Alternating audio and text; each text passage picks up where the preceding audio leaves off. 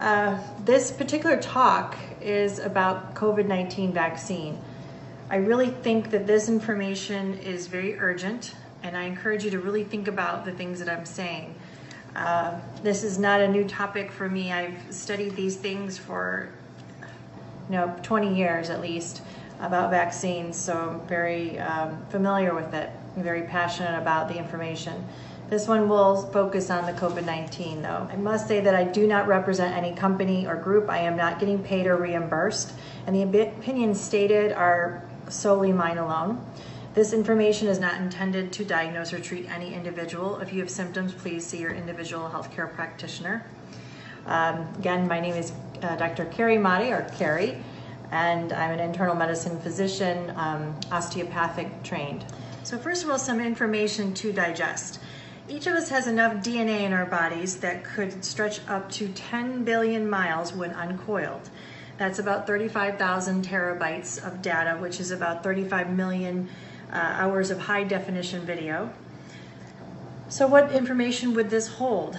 The blueprint for life, how to create it, how your body functions, how it grows, how it reproduces, our thoughts and memories, just to begin with some of those. Also important to know that DNA is similar to a computer code or a binary code. So if you're familiar with those, where it takes a small change in the pattern or code and will have a very grand effect.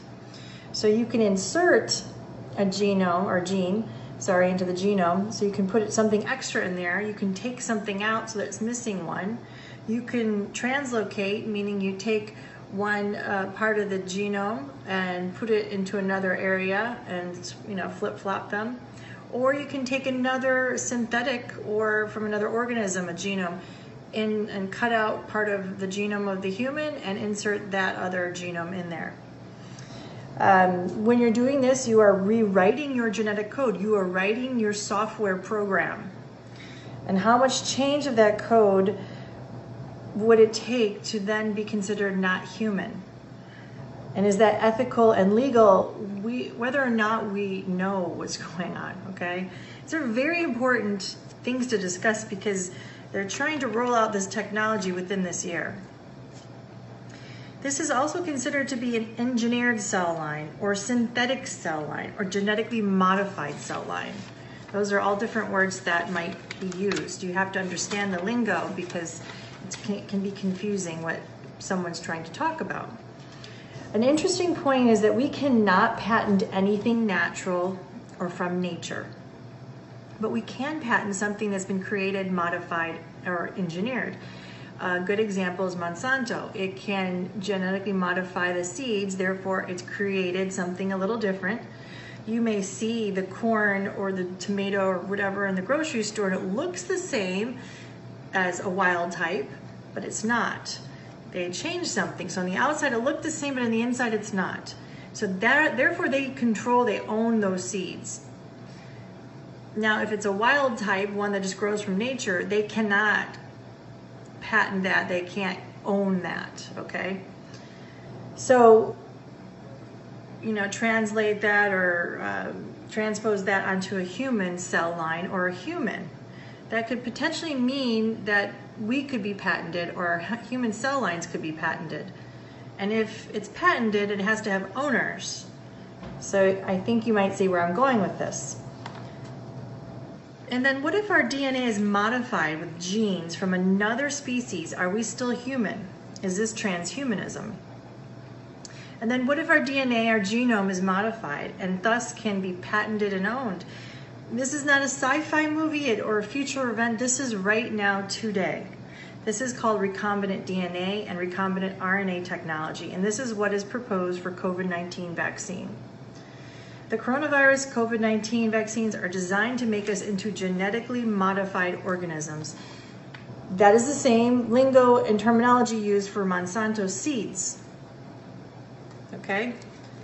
So the front runners for this recombinant DNA technology are Inovio, which is backed by the Gates Foundation, GlaxoSmithKline, and Sanofi. Also Moderna is in there too now, and that's also a Gates-backed foundation. I will add that this type of DNA vaccine has never been used on humans before. Let me repeat that. Please understand, this has never, ever been used on humans before. Never. They are now proposing to take something we've never used and to inject it into everyone. Vaccine trials are being fast-tracked at a level and a rate that I have never seen in my life, nor did I ever expect to see this. They are skipping over the animal trials, going directly to human trials. They are not using good scientific methodology at all. They have no randomized placebo-controlled trials for any vaccine, which is the gold standard for any therapy to be approved by the FDA.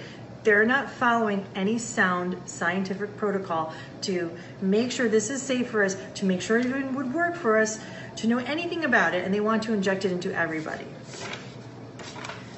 The vaccine manufacturers in general are actually exempt from product liability, meaning if it causes seizures, paralysis, etc., they don't, as a group, are liable, okay?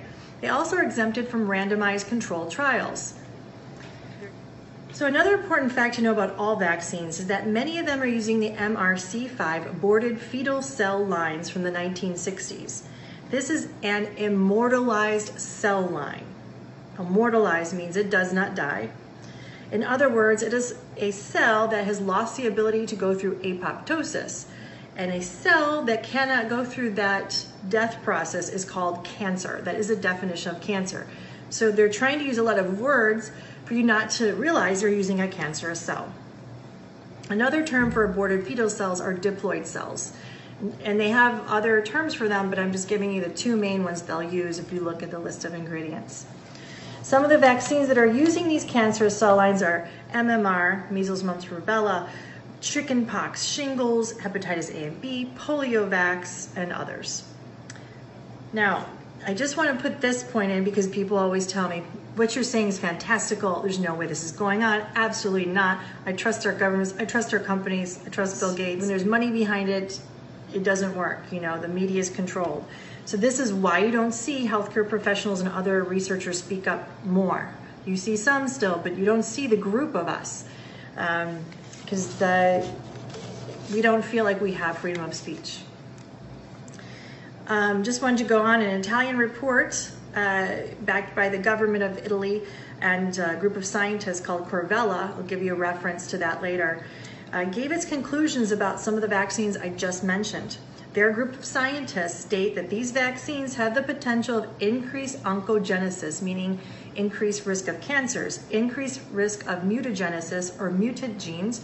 What that would exactly mean, I don't know either. Increased risk of transmitting live infections. Well, this has been well known. They also, a lot of times would have a bacteria that's a contaminant, or a Mycoplasma pneumonia is a very common bacteria as a contaminant. Right. They are injecting cancers into your body, along with very toxic substances like mercury derivatives and aluminum derivatives and other things like that, in addition to the unknown effect of the combination and accumulation of these vaccines together and the synergistic effect that happens. For instance, if you have one vaccine with a known amount of side effects and another one with its known amount of side effects, you put them together in a human's body within some time of a time frame. It's not just like A plus B equals A and B.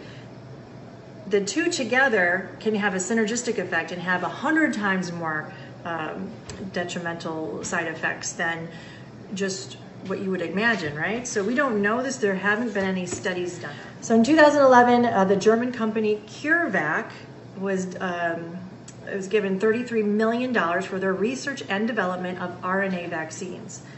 Then in 2013, Moderna Therapeutics was given $25 million for their research and development of RNA vaccines. Then in 2015, Inovio was given $45 million for their DNA vaccines, which they also mentioned admitting to using DNA nanotechnology. Nanotechnology is using microscopic, very tiny little robotic organisms, okay? All of these companies are backed by the Gates Foundation or have been associated with the Gates Foundation in some way. It's important to note that so far, these companies have been unable to get these products licensed for human use due to the fact that these vaccines have failed to provide sufficient immunity in human trials. Sufficient immunity is again only stating that you have a certain amount of antibodies. This again is not showing that the person is completely immune out in the public to whatever virus or bacteria they're trying to protect you from. It's only looking in vitro, in a test tube, how many antibodies. This is not good science yet to prove the efficacy of these vaccines, even if they could get this. In 2010, DARPA, which is the Pentagon's Defense Advanced Research Projects Agency, military agency, started focusing on DNA and RNA vaccines. And they had a synthetic DNA vaccine that could be delivered via non-invasive electroporation, which is using kind of a sticker with microneedles in it on your skin. You can barely feel it go in there. And in their words, in quotations, it is to enhance and subvert, end of quotations, humans at a genetic level. This is around the same year Bill Gates heavily started to fund the DNA RNA vaccines with the companies mentioned before. In 2012, DARPA acknowledges a brain-machine interface. That is, AI, artificial intelligence, and the human brain will form a neural network and therefore have the ability to communicate by thought alone or being influenced or controlled remotely. Okay, so this is the idea. You go into maybe your smart home, think about turning on the air conditioner, the fan, your favorite program, have the stove start cooking something, who knows what, and it happens because it's Wi-Fi. That sounds cool, right? But think about that. If it's going one way, it's coming back another way. What if the smart home can give you messages too? This all ties in together, so bear with me. So another DARPA program around that time is Next Gen Non-Surgical Nanotechnology N3 program. And it involves non-invasive or minimally invasive brain-computer interfaces to read and write directly onto your brain. Do you understand what this means? I'm laughing because it's blowing my mind away still, even though I've known about this for a while. Read and write directly. They are rewriting what's happening in your brain, your memories, your thoughts. Now, people think this is exciting. It's the Matrix. It's literally the Matrix. I want to learn karate. Download it. I know karate. Your body would know how to do it. I want to learn how to be a French cuisine chef. Download it instantly. I can do that. I can learn a language probably within days or one day. I don't know. So that part sounds cool. You think you can control this? Something else is controlling you. Something else is rewriting your emotions, your experiences. You may have artificial memories of things. You don't know what is reality. You've become a computer program. You've become a character in a computer program that you do not control. This is not sci-fi. This is today. This all ties in. So also to note that DARPA funded a company that produces soft, flexible hydrogels. I've mentioned hydrogels in the past. Injected beneath the skin to perform health monitoring. Important you hear this. They sync to a smartphone app to give the user immediate health insights. However, hydrogel nanotechnology grows and spreads in the body once implanted. We do not know how this affects our DNA. We know that it can send information directly and continuously to an artificial intelligence. Okay, so all of us in a smartphone, mine included, we have health apps. One way or the other, it's in your phone. Sometimes you have to look under a Google app, whatever, it's there.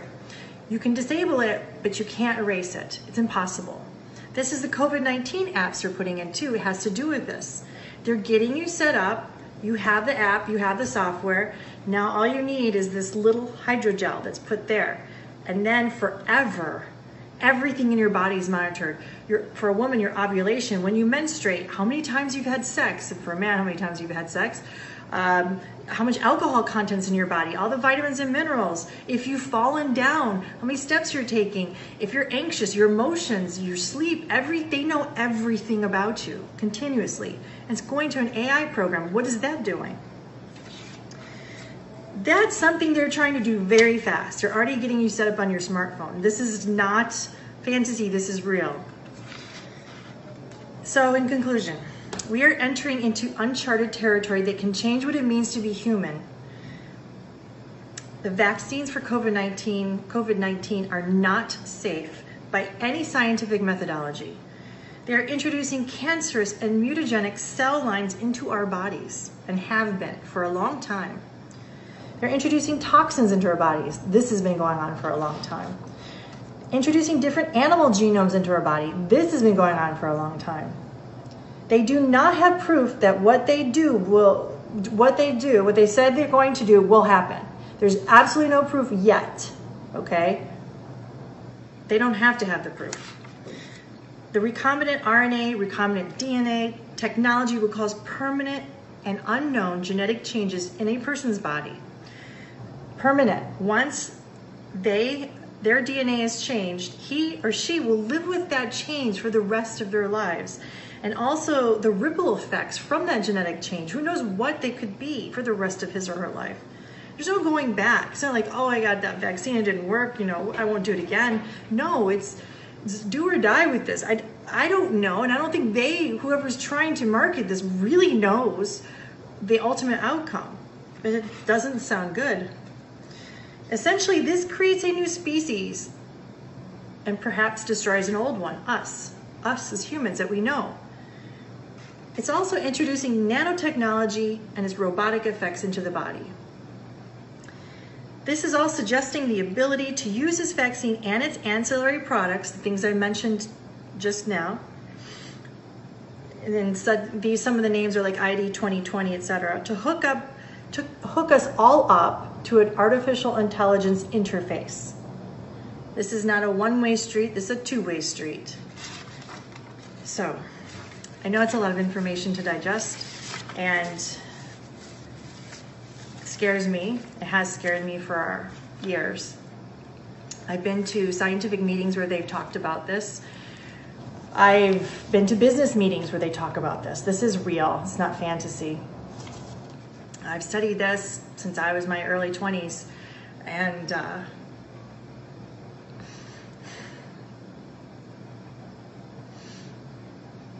it's real. And we have to speak up now.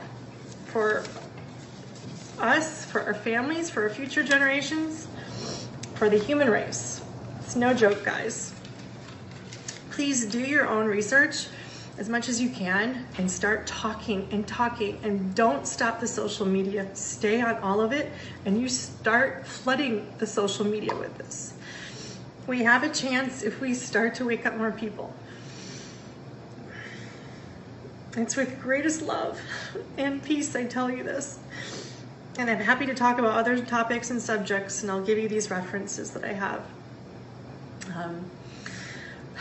So tell me what you think, and please speak up, okay? Have a beautiful day. Bye.